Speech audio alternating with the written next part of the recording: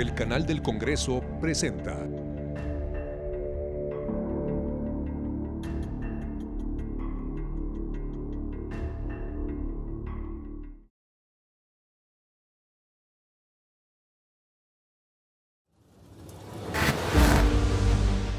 Bienvenidos a Vértice Internacional. Me da muchísimo gusto saludarlos en este programa que analiza los sucesos globales y los cruces con el acontecer en México. El día de hoy les presentamos un programa fundamental porque ponemos nuestra mirada estratégica en el acontecer político latinoamericano con la llegada de un nuevo presidente en Chile, Gabriel Boric, que tomó protesta el pasado 11 de marzo con una promesa de cambiar y modificar radicalmente la vida política, económica y social. El día de hoy nos preguntamos sobre el camino que se ha dado para construir una nueva constitución en Chile, los desafíos del presidente Gabriel Boric en medio de un Congreso dividido. Todo este esfuerzo para conseguir un gobierno paritario en donde mujeres y hombres tengan el poder de la toma de decisiones, así como nos cuestionamos sobre lo que significa para América Latina la llegada de este presidente en Chile. Les pido por favor que me acompañen.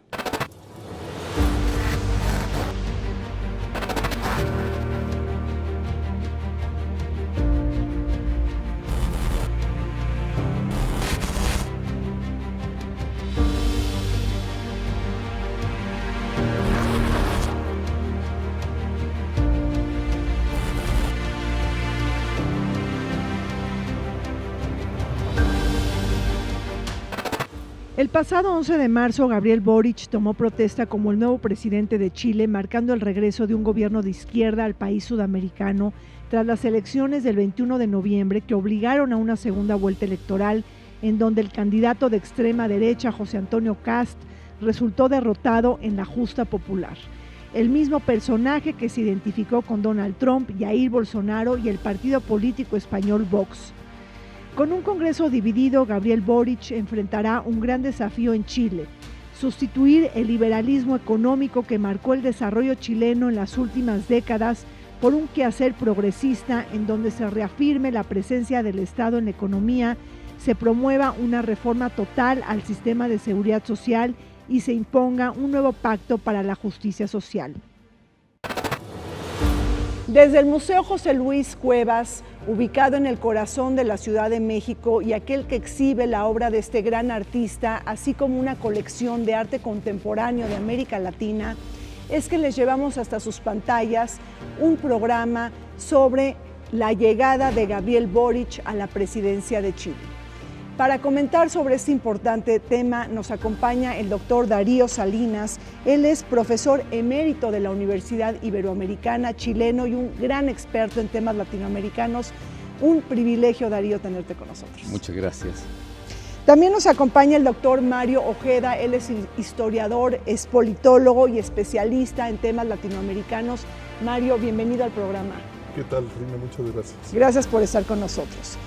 Darío, después de 30 años de la vuelta a la democracia en Chile, Chile está viviendo un cambio político muy profundo. Y en esta larga travesía de 30 años podemos observar diferentes parteaguas, por ejemplo, las protestas sociales, diferentes momentos de protestas sociales. En general podemos decir que antes de la llegada de Gabriel Boric hay todo un malestar cívico y social muy profundo en Chile que permite la llegada de un gobierno de izquierda. Son 30 años, claro, precedido de 17 años de gobierno dictatorial cívico-militar, que fue producto de un golpe de Estado, la ruptura de la tradición democrática republicana de Chile, aquel aciago 11 de septiembre de 1973. Desde ese entonces, efectivamente, se ha desarrollado una compleja vida social, política, cargada de incertidumbres, de represiones y la aplicación de un modelo absolutamente excluyente, xenófobo, patriarcal, primario exportador, abierto a las desregulaciones del mercado capitalista neoliberal internacional Y en medio de este complejo escenario largo, estamos hablando de una historia de larga duración, como diría Brodel, efectivamente se han ido acumulando experiencias de lucha, de batalla tras batalla, y efectivamente, probablemente yo me atrevería a decir que la cúspide de esta larga trayectoria de desarrollo, de lucha social, de búsqueda de alternativas, ha sido justamente el estallido del 18 de octubre del 2019, que abrió las compuertas para mostrar la dimensión real de Chile. Por lo tanto, yo creo que estamos viviendo hoy toma de posesión en Chile, estamos viviendo un momento en que se desarrolla la etapa seguramente de reconstrucción de una nueva historia, dicho sin voluntarismo y con toda la precaución de caer a veces en los excesos calificativos. Claro. Mario, el grito de este Chile excluyente, de este Chile injusto, que se deja ver con estas protestas del 2019, tal y como dice el doctor Darío.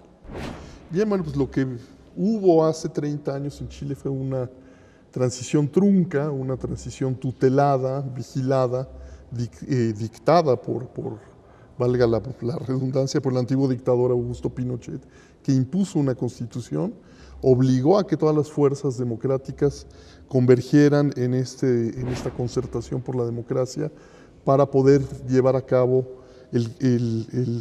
la transición a la democracia, pero siempre bajo la sombra de la dictadura, que impuso una serie de cortapisas, impuso una serie de constricciones que asfixiaban la democracia chilena, como ha dicho el profesor Salinas, pues que impuso un modelo económico como una vía posible. Esto se fue socavando de modo gradual, bueno, primero con el arresto del dictador en Londres, a petición del juez Baltasar Garzón, y luego, bueno, pues que descubrió, bueno, esta idea que él había cultivado, el dictador, de que él era un asesino, pero no era un ladrón. Luego salió a la palestra que él y su familia habían sido unos cleptócratas que habían robado de manera furibunda. Y entonces esta concertación fue la única fuerza que logró oponerse a la derecha pinochetista en Chile. Eso obviamente pues tuvo su desgaste para 2013 con Michelle Bachelet. Ese modelo ya estaba agotado, pero Chile se veía en un callejón sin salida con las protestas estudiantiles. Darío, ¿podríamos decir que sería impensable pensar en un Chile del siglo XXI con una constitución de la dictadura pinochetista? ¿Teníamos que tener este parteaguas social y bienvenido el cambio político? Bienvenido el cambio político, y una de sus aristas fundamentales justamente es el desarrollo hoy día, con un mandato popular, de una nueva constitución, de un nuevo diseño constitucional para una nueva Carta Magna que sea efectivamente democrática, genuinamente democrática. Este es un logro extraordinariamente importante, y no lo digo como hecho acabado, sino como un proceso, claro, porque la batalla interna hoy entre los 155 delegados que tienen un mandato popular con un plebiscito ampliamente aprobado con más del 80%, bueno, eso no es para sacar cuentas alegres, pero es para reconocer que si hoy día se está abriendo las puertas hacia un nuevo diseño constitucional que supere justamente la herencia del pinochetismo, esta armadura aparentemente infranqueable, es un hecho extraordinariamente importante, y no saco cuentas alegres, digo que es un proceso extraordinariamente importante. Claro. La primera presidencia, Elisa Loncón, dirigente mapuche, que encabeza nada menos que el debate sobre una nueva constitución. Este es un hecho extraordinariamente al que hay que seguirle la pista, y es efectivamente un avance democrático de enorme significación, de enorme proyección democrática, popular, plurinacional, con paridad de género, que es muy importante, y sobre todo con reconocimiento de los pueblos originarios hoy, en pleno siglo XXI, después de 500 años. Claro, la primera constitución democrática que está escrita por los representantes de los ciudadanos y que pues cierra las puertas a esta herencia pinochetista. Mario. Sí, bueno, la constitución que vamos a ver, bueno, la que estaba vigente pero que ya va a ser reemplazada, pues fue un corsé que la dictadura le impuso a la democracia, como dije, bueno, y que se ve en cosas incluso sociales tan retrógradas como que el divorcio, pues fue una conquista muy reciente en Chile. Es increíble, ¿no? El tema de la interrupción legal del embarazo es todavía un tema que ha sido proscrito. Y bueno, por no hablar además de bueno, pues el modelo friedmaniano a ultranza de capitalismo salvaje que ha dejado desprotegida a la población chilena en la educación, en la salud pública, etcétera, que dio lugar a estas protestas. Bueno, primero la revolución de los pingüinos, así llamada por los uniformes de los escolares secundarianos chilenos, del 2006, luego la del 2011, contra pues, una educación pública en la que el Estado solo participa con el 25% del financiamiento y el resto fue dejado a los privados. Lo mismo con la salud pública. Y bueno, lo que trata de instaurar esta nueva constitución, que va a ser ahora sí verdaderamente una constitución democrática, es un Estado social de bienestar que además dé garantías, bueno, a las mujeres, que dé garantías a las minorías sexuales y a las minorías étnicas también, como mencionó el profesor Salinas. Entonces, una constitución, un proceso de alguna manera que ha sido democrático, Darío, y que también toma en cuenta el rol preponderante de las mujeres, de las minorías y también del reconocimiento de la diversidad sexual. Es decir, estamos hablando prácticamente de una constitución escrita en partes iguales entre hombres y mujeres. ¿Esto es un hecho inédito? Es un hecho inédito en la historia de las constituciones de Chile.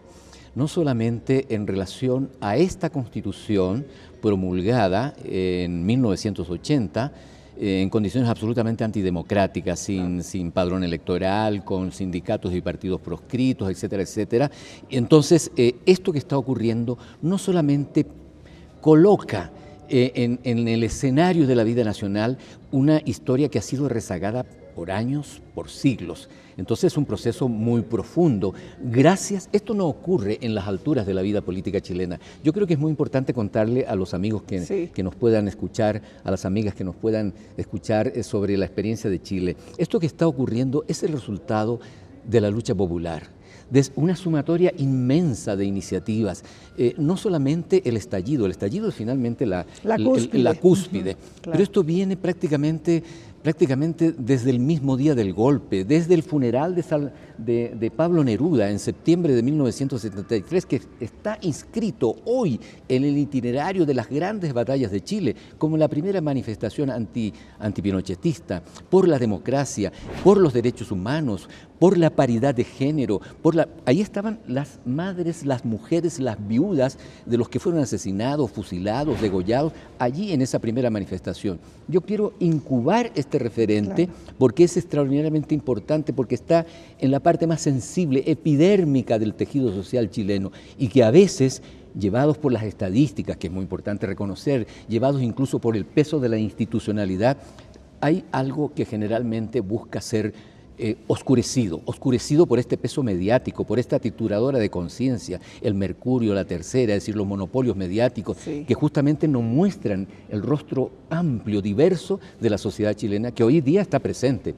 Y yo no soy partidario de ponerle una etiqueta, como hemos visto en los últimos días, de si es socialdemócrata, si es de izquierda. Es un gobierno que busca recoger efectivamente este gran anhelo de la sociedad, que es un anhelo profundo, que es un anhelo además diverso. De conquista de derechos. De conquistar en primer lugar algo tan básico como los derechos sociales y la dignidad y que tengan humana, un carácter universal. Eso le hace digno. Por eso justamente las protestas sociales de octubre modificaron en los hechos de manera, yo diría, virtual y fáctica, un escenario que es justamente esa plaza que tenía otro nombre y que ahora se llama Plaza de la Dignidad, acuñado justamente por ese sentir profundo de la gente que hoy día muchos y muchas de esos luchadores están detenidos en prisión preventiva y una de las primeras decisiones, al menos formuladas en estos días y particularmente ayer jueves, antes de la toma de posesión, es levantar la querella de las autoridades hoy día que justamente están otorgando prisión preventiva a quienes lucharon justamente para generar este proceso que estamos viviendo a estas horas, en este mismo instante. Mario, ¿estás de acuerdo con lo que ha dicho el doctor? Justo, bueno, yo sí quisiera abundar sobre ello, ¿no? Y abonar a lo que nos ha dicho el profesor Salinas. El estallido social de 2019 que precedió a la pandemia, ¿no? Pues recordemos cómo los aparatos de represión se mantuvieron intactos, ¿no? El cuerpo de carabineros, bueno, infamemente célebre cuerpo carabineros, los pacos culiados, como los llaman los chilenos, bueno, produjeron una represión que horrorizó al mundo. Recordemos la cantidad de gente que perdió la vista o uno de los dos ojos, ¿no? Porque tiraban, sí, arrojaban perdigones a los ojos directamente, ¿no? Es decir, es una herencia intacta de la dictadura que se mantuvo y como dice el profesor Salinas, todos estos poderes fácticos, el Mercurio, la Tercera, todo el establishment chileno que seguía en manos del pinochetismo, que a diferencia de otras transiciones como la Argentina, pues produjo una gran impunidad, ¿no? Porque todas estas personas que cometieron crímenes contra la humanidad, claro, pues en su gran mayoría permanecen impunes, ¿no? Mari, déjame comentarte, también hubo un intento del impeachment, ¿no? Un juicio político en contra del presidente Piñera, justamente por ese uso desproporcionado de la fuerza para deteriorar toda esta protesta social. Sin duda, bueno, y además de sus también turbios manejos financieros, ¿no? Parece que estaba involucrado en corruptelas. Pero efectivamente, bueno, pues es esa represión feroz que ha dejado, digo, en la impunidad toda la caravana de la muerte, la DINA, todos sabemos de los crímenes que se cometieron en el Estadio Nacional y que siguieron, bueno, usted lo dijo, ¿no? Los degollados, eso ya no fue en las secuelas del 73, esto prosiguió hasta bien entrados los años 80, hasta finales de los 80, mediados de los 80, y que dejó pues una gran impunidad y que bueno, pues esto da oportunidad de que Chile pues pueda hacer justicia también.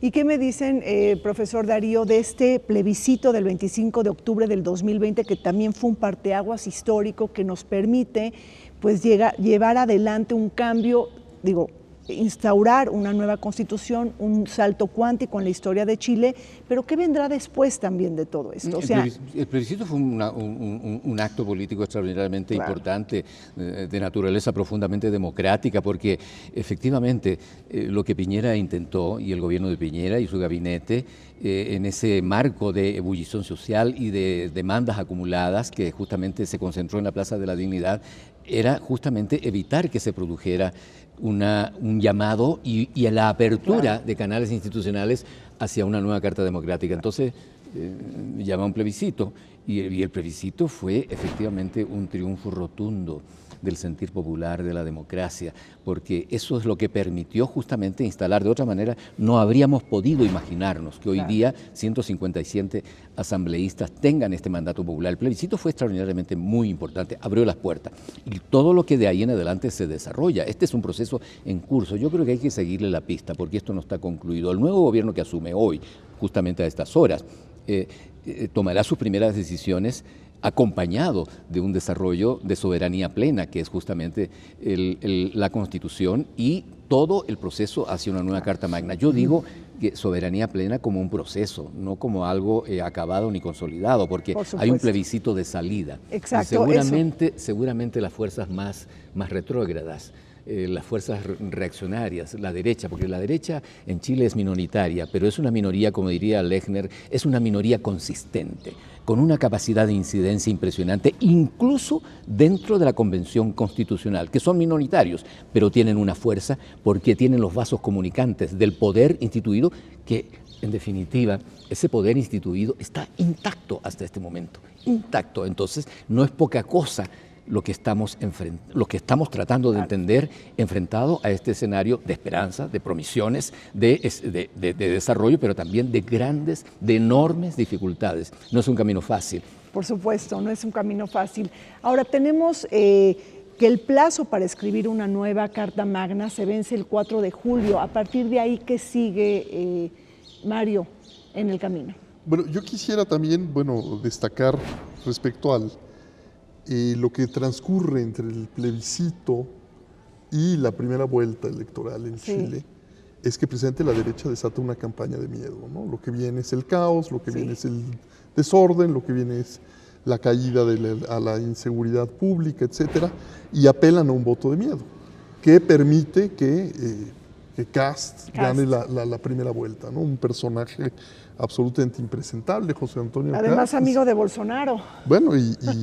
Bueno, abiertamente, ufano de sus orígenes nacionalsocialistas, con un discurso... Admirador de Trump. Trumpiano, bolsonariano, misógino, homófobo, racista, clasista, xenófobo, y gana en la primera vuelta, lo cual provoca en un primer instante pues una sorpresa, ¿no? Diría yo, ¿no? Porque ¿cómo es posible el contraste entre este apoyo contundente y popular al cambio y luego esta especie como de retroceso? Que luego ya quedó clarificado en la segunda vuelta, cuando el apoyo fue brutal, 55% para Boric contra 44% de Kast. Es un triunfo inobjetable. También, hay que reconocerle a Kast que reconoció la derrota, ¿no? Cosa que, pues para su talante... Sí, si hubiera pensado que no lo iba a hacer, claro. Sorpresivo, ¿no? Sí. Y pues el que viene, pues es una gran incógnita que creo que el profesor Salinas está... Darío, esta idea del plebiscito de salida, ¿qué viene después del 4 de julio?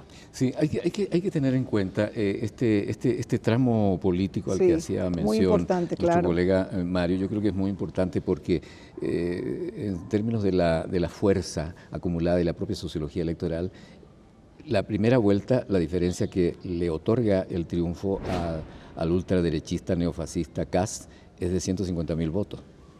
En la segunda vuelta, el triunfo, que es efectivamente por un margen amplio, pero son 1,5 millones aproximadamente de votos más. Sí, en una población que si efectivamente acude a las urnas, sería una población arrolladora, pero sigue siendo una población muy activa, muy movilizada, pero incrédula, desconfiada del sistema político y que se traduce, entre otras cosas, en un abstencionismo, que no es un apoliticismo, no es que a la población que no vota no le interese la política, no le interesa esta política.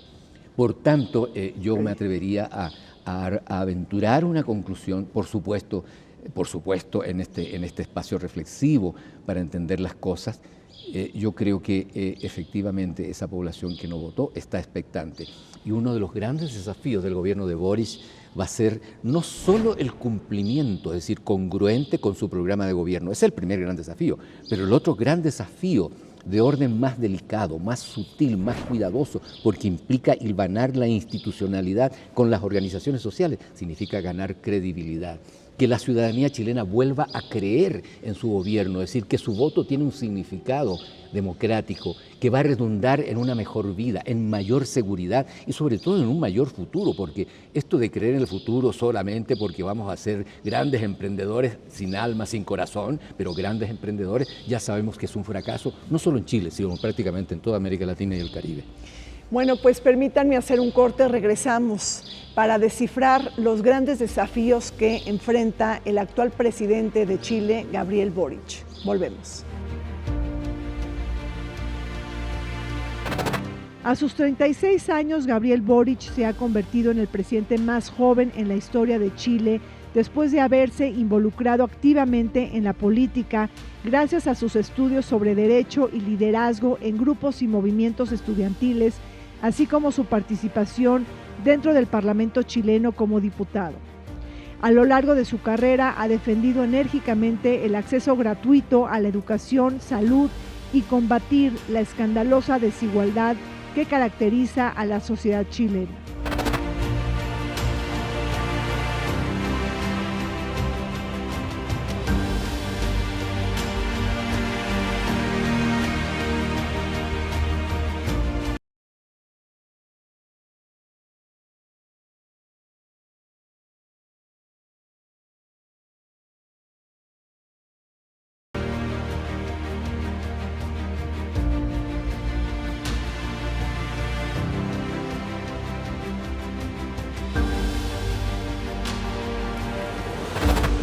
Chile atraviesa por un momento histórico, la redacción de una nueva constitución que deberá de estar lista el 4 de julio del 2022 como producto del estallido social del 2019, que tuvo como elemento pivote el alza en el precio del metro y el reclamo por atajar la enorme desigualdad social que caracteriza a este país que se le considera fue laboratorio del consenso de Washington.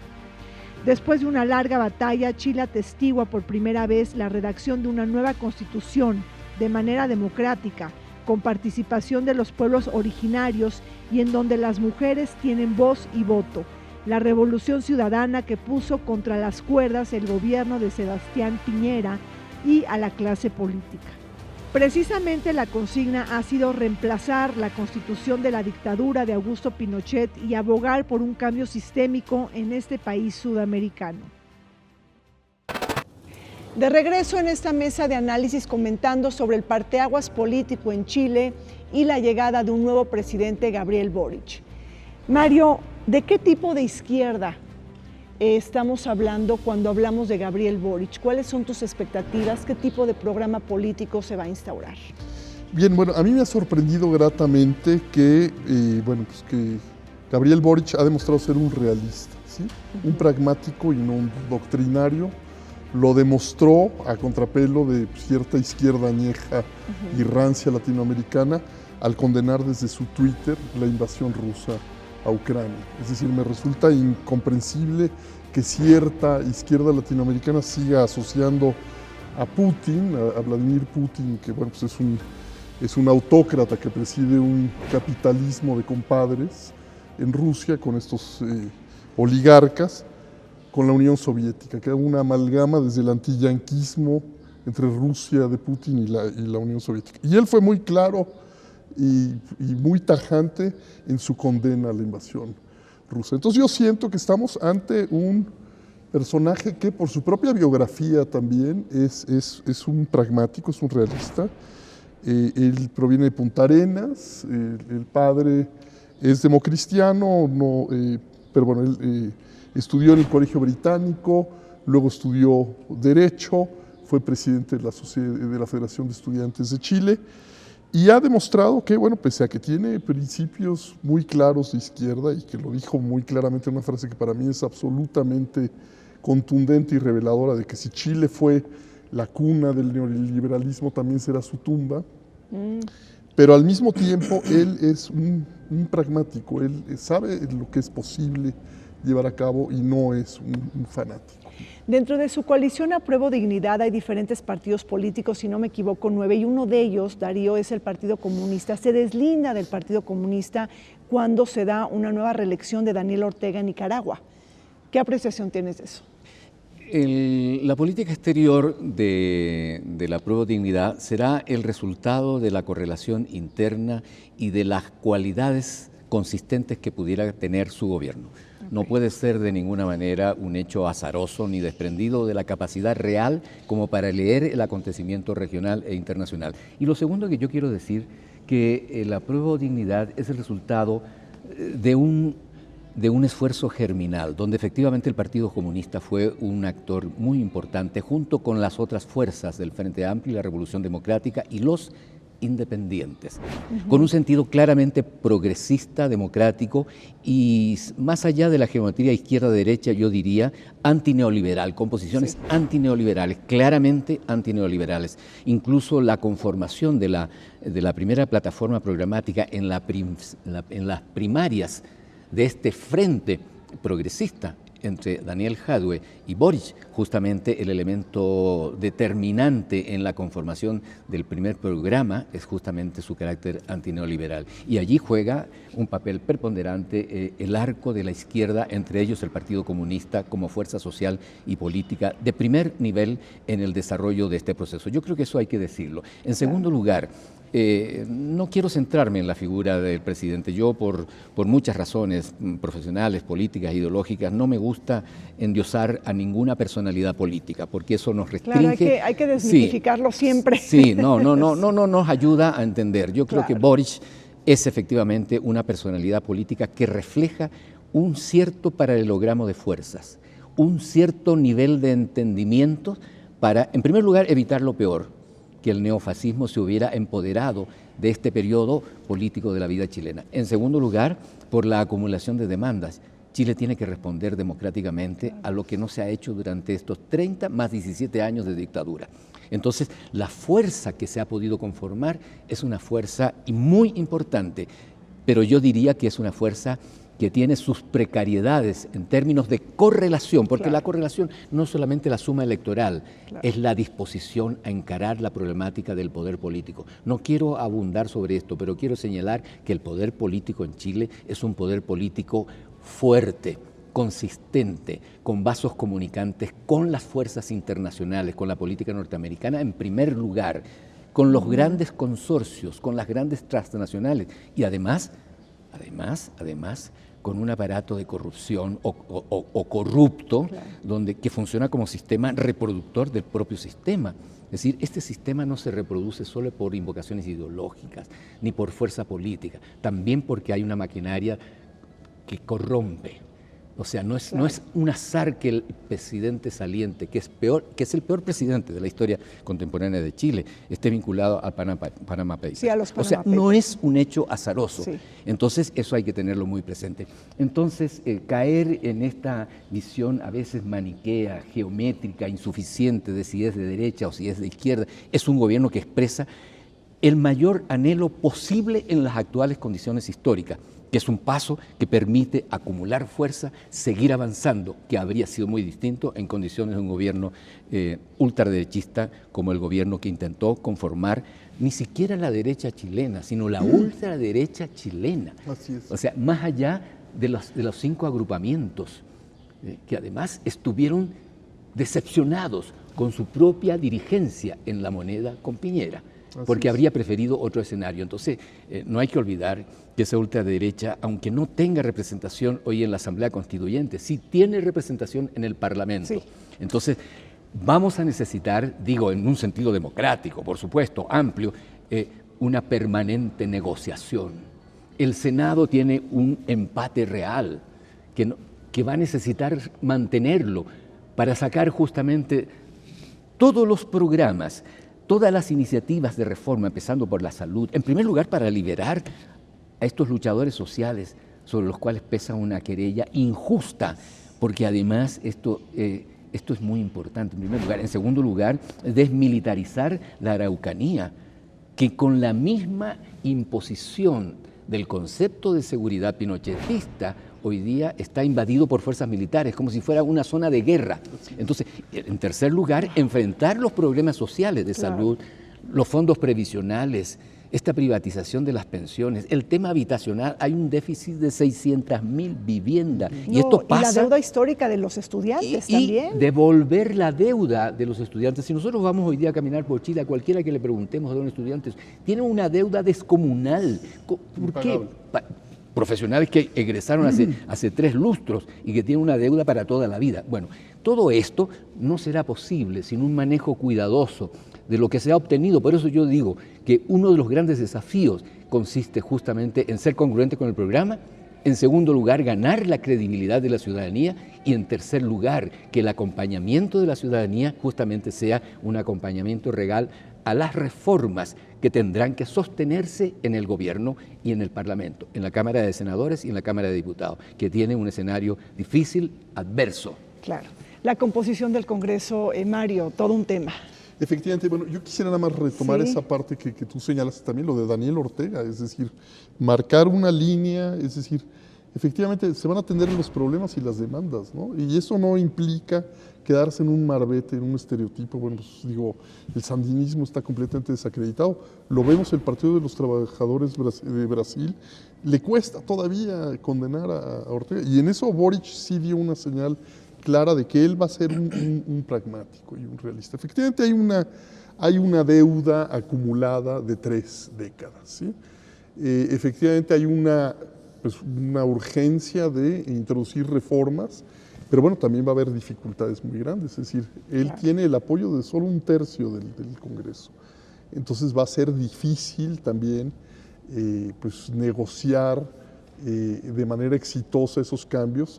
También hay que tener cuidado, bueno, con las expectativas, ¿no? Es decir, hay demasiadas expectativas que si se ven defraudadas, pues también pueden provocar un desencanto, ¿no? Y eso hay que tener mucho cuidado, porque también siempre hay acelerados que quieren que las cosas cambien de la noche a la mañana. Hay cosas que tienen que cambiarse con urgencia, ¿no? Lo primero es liberar a todos estos presos que están en las cárceles como resultado de la insurrección social y de la represión que le siguió a ello.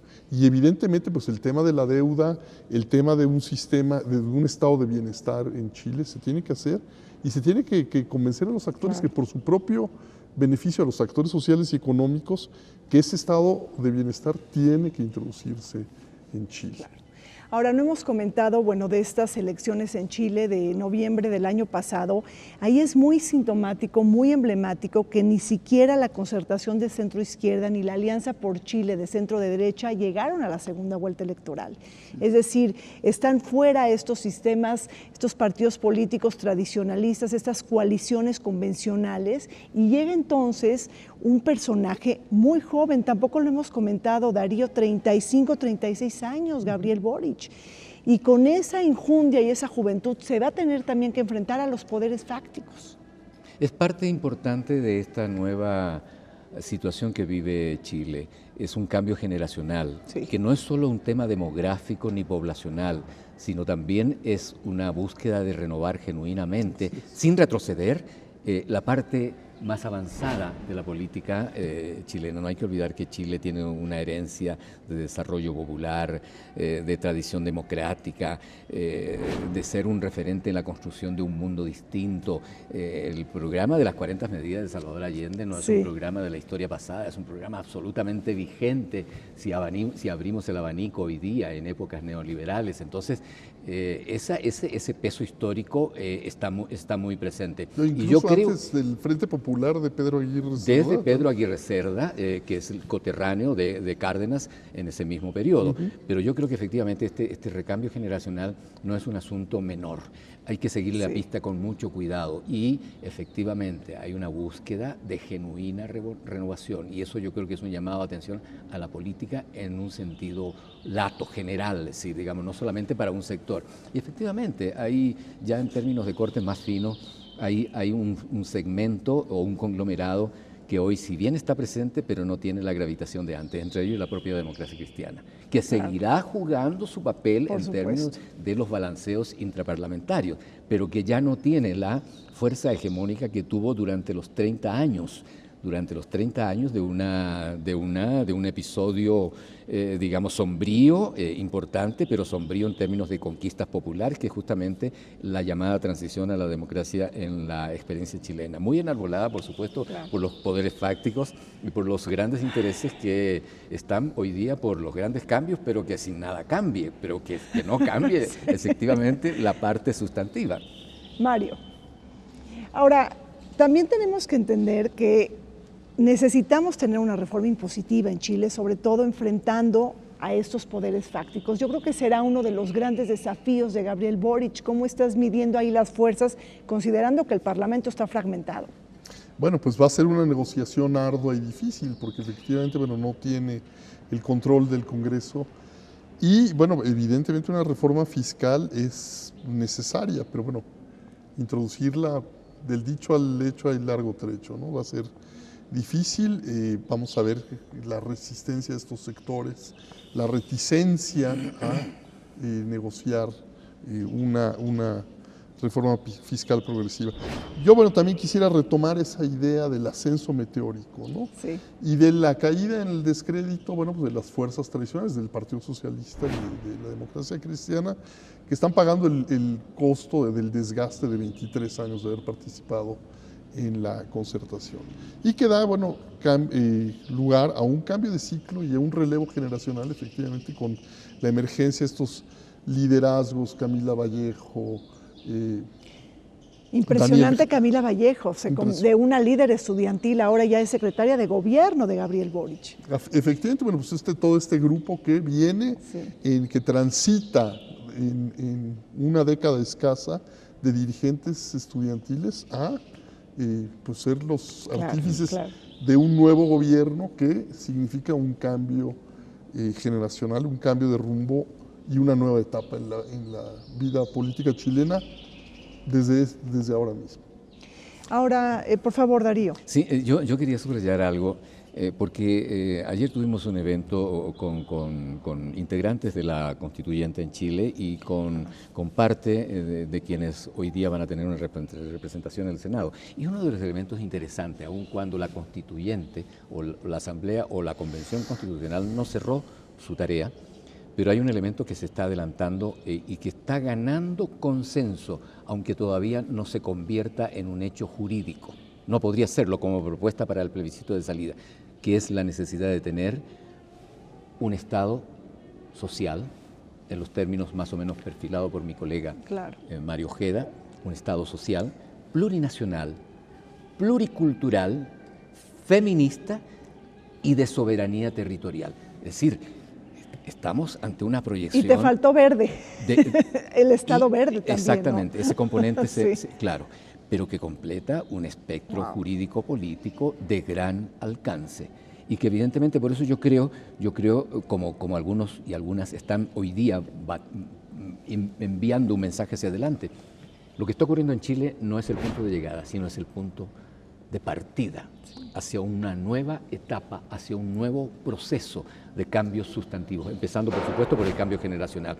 Esto de tener una presencia mayoritaria de mujeres no es un hecho menor.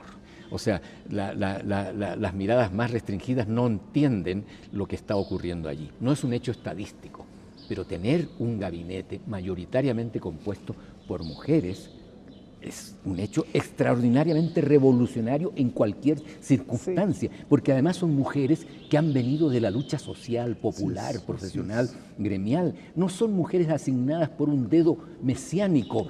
Es el resultado absolutamente congruente de lo que ha venido aconteciendo en el último tiempo. Y un promedio de edad de 49 años. Creo o sea, que digamos, menos, una 42 juventud leí. en el ministerio. No puede ser milagro, pero está reflejando algo que tenemos que tratar de entender, es decir, cómo se está revolucionando la política, sin sacar, por supuesto, cuentas alegres, entendiendo que hay un proceso promisorio. ¿Pero de qué estamos hablando? ¿De 24 ministerios, 14 son de mujeres? O sea, este nombramiento de 14 mujeres. Estamos hablando de los ministerios, no estamos hablando de, Claro. de los escalones siguientes, Sí, la subsecretaría. claro. De 24 carteras, 14 son para mujeres, es decir, ni siquiera es un gabinete paritario, es un gabinete mayoritariamente femenino, claro, por supuesto. Y con rostros muy frescos, con un lenguaje que no está arriando bandera, que no está renunciando a principios, ni está de antemano poniendo cartas de negociación. Para la cartera del Interior va a fungir esta una médica de 41, 42 años de nombre. Isquia. Que bueno, es un perfil extraordinario porque ella ha estado en la cosa social metida, ¿no? Es decir, viene del movimiento estudiantil. Tiene un enfoque más social que securitario, represivo, ¿no? En esa cartera del Interior, ¿no? Digamos, guardando proporciones, pero haciendo un paralelismo con México, un secretario de Gobernación mujer, médico, ex dirigente estudiantil. Así es. O sea, en cualquier país del mundo, yo diría. Sí, yo creo que es algo, es un parteaguas importantísimo, claro, por supuesto. No, en ese sentido se pueden volver una suerte de vanguardia para el resto de América Latina. Yo creo que efectivamente es una izquierda muy fresca, muy novedosa, que abraza otros temas, el tema ambiental, el tema de las mujeres, el tema de las minorías étnicas, el tema de las minorías sexuales, etcétera, aspirando a un Estado plurinacional, ¿no? Es decir, hay efectivamente, pues es un aire nuevo, fresco, ¿no? que viene para la izquierda latinoamericana y que yo espero que tenga prontas repercusiones en todos nuestros países. Claro. Este gabinete de diversidad territorial, de diversidad social, que es muy importante porque refleja también el cambio social que se está dando en Chile, que está aparejado ya de una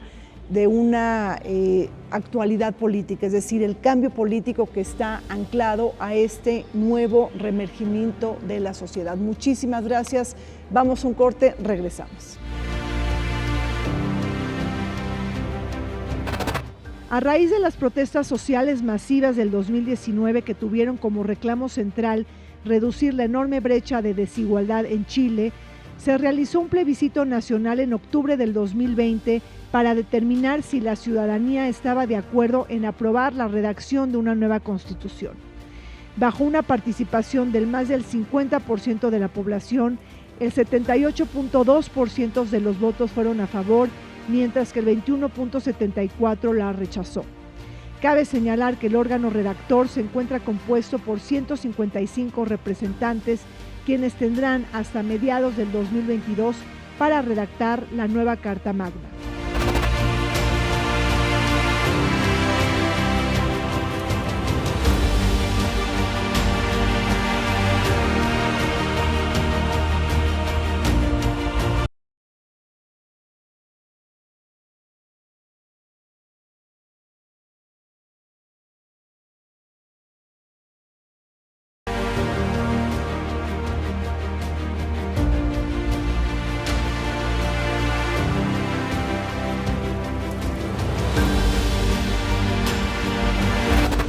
Poner los ojos en Chile es fundamental para preguntarnos sobre el futuro que le aguarda a América Latina en materia de tendencias políticas.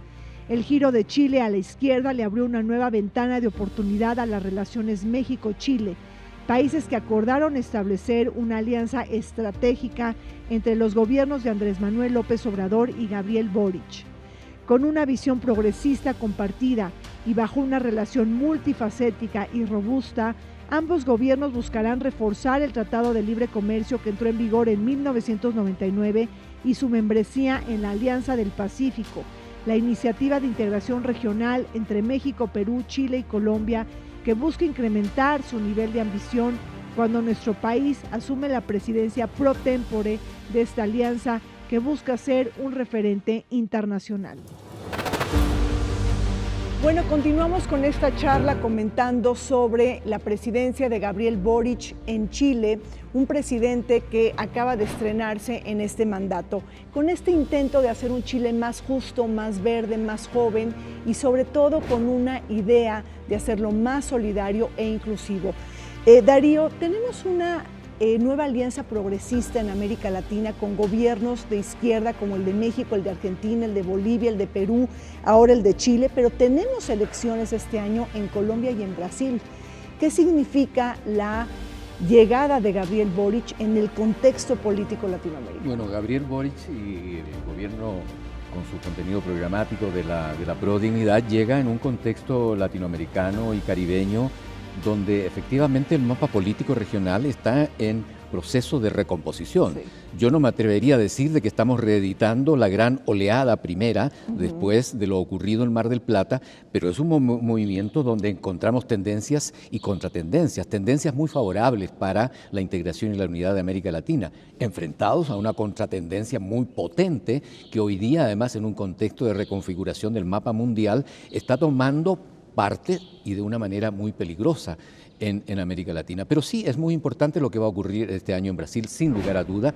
Dilma está hoy día en la toma de posesión de Boric y eso, si en política los símbolos cuentan, eso cuenta. Mucho, eso es muy importante, así como cuenta la presencia de México. Déjeme hacer un brevísimo comentario. O sea, México está representado nada menos por Beatriz Gutiérrez Müller, como una delegación también que simboliza desde el hemisferio norte estrechar vínculos con las expresiones más avanzadas que ocurren en el sur del continente. Eso es muy importante. También está Petrov, también está García Linera, entre otros. Entonces, esta suma contradictoria, por supuesto, hay que saber leer en términos de lo que está ocurriendo en el continente y de la manera como Chile podría insertarse de la mejor manera en esta búsqueda de integración, de genuina integración, que no es solamente libre mercado, sino que también recoger lo que significa, por ejemplo, el aporte de la CELAC. O sea, CELAC ha declarado a América Latina zona de paz en un momento en que los tambores de guerra en Europa hoy día resuenan, pero no solamente como una problemática de Europa, sino como una recomposición del orden, en el sentido que fuese, ¿no? Pero frente al supremacismo, frente al hegemonismo, y esto no es extraño a lo que ocurre en América Latina ni para lo que ocurre hoy día en Chile. Yo creo que hoy día estas expresiones van a tener un papel importante, de una manera moderada, yo diría, en la política exterior de Chile, pero aportadora. Probablemente no en los términos que algunos quisieran, pero sí va a ser aportadora y mucho mejor que cualquier otro gobierno que hubiera podido ganar las elecciones en las condiciones de Chile. ¿Cómo estás viendo esta situación, Mario? Bueno, yo soy reacio a estas ideas como la marea rosa, que me parecen más periodísticas, que buscan el soundbite del titular que politológicas, sobre todo porque pues, estamos hablando de figuras pues, diametralmente opuestas, es decir, no encuentro paralelismo entre Lula, Boric, ni Pedro Castillo. Viene también Colombia, vamos a ver qué sucede con Petro, ¿no? Me parece que son figuras muy disímbolas como para hablar de una tendencia. Sí, yo me concentro más en este recambio generacional que viene en Chile, que yo creo que va a ser, pues que también va a impactar en las elecciones colombiana y brasileña, porque bueno, también incluso pues Lula y Boric no son figuras comparables ni generacionalmente, ni en sus formaciones, ni en sus desempeños. Yo creo que, bueno, Chile ha sido un referente para América Latina, pese a no ser de los grandes países en términos territoriales ni demográficos, pero que siempre ha tenido una gran influencia. Hablamos de Pedro Aguirre Cerda y su Frente Popular, que fue junto con el de León Blum y el de Manuel Azaña, el único que prosperó. Pues el fallido, bueno, brevísimo experimento del doctor Salvador Allende, cruenta y trágicamente arrancado de raíz por el sangriento golpe de Estado. Incluso la propia Michelle Bachelet en algún momento representó también un referente y una vanguardia para la izquierda latinoamericana. Y creo que estamos frente a un cambio que va a tener un gran aliento y sobre el cual tengo grandes esperanzas. Yo sí tengo grandes esperanzas. Así es, un cambio político en Chile que tendrá mucho que decir para los ciclos políticos y electorales en América Latina. Un último comentario, Darío, tomas en cuenta el tema de México. Tenemos una relación bilateral muy robusta entre México y Chile, un tratado de libre comercio, pero también una propuesta del gobierno de Andrés Manuel López Obrador de construir una alianza estratégica. ¿Qué pudiera significar esto? Yo creo que tiene una gran proyección. Claro. En la medida que prevalezcan las intencionalidades democráticas y populares en los dos países, me parece que el escenario que tenemos hacia adelante es un escenario de construcción que va más allá de los acuerdos comerciales, que yo creo que hay que mantener, pero que se proyecta a enfrentar, por ejemplo, las características estructurales de que somos países primarios exportadores, minero en el caso de Chile, el petróleo en el caso de México, y además también de grandes coincidencias en términos de hacer avanzar la ciencia, la tecnología, el ámbito de la cultura, el ámbito en el más amplio sentido. Entonces yo creo que el tema migratorio, seguir colaborando en los procesos de encarar esta asimetría que nos deja el mundo tras la pandemia. Entonces yo creo que tenemos una agenda fructífera, riquísima, donde seguramente estos dos grandes países, México y la relación desde tiempos inmemoriales, pero particularmente durante este último periodo, es promisorio para estrechar vínculos con las características de un proceso como el que se está viviendo actualmente en Chile. Yo lo veo de una manera esperanzadora, realista pero esperanzadora. Bueno, pues muchísimas gracias al doctor Mario Ojeda y al doctor Darío Salinas por estar el día de hoy con nosotros en Vértice Internacional. Quédense con nosotros, no se vayan.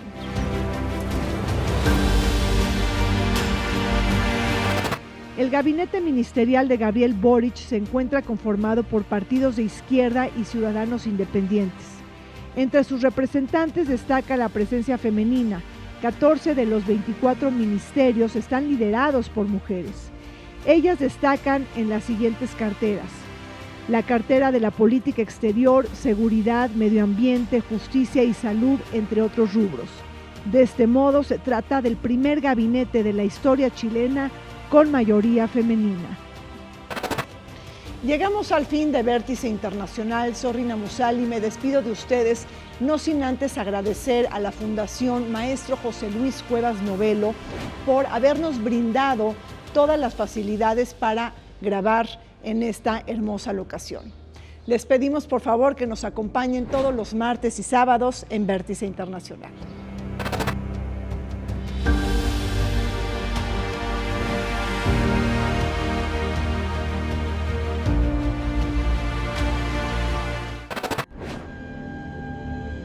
El canal del Congreso presentó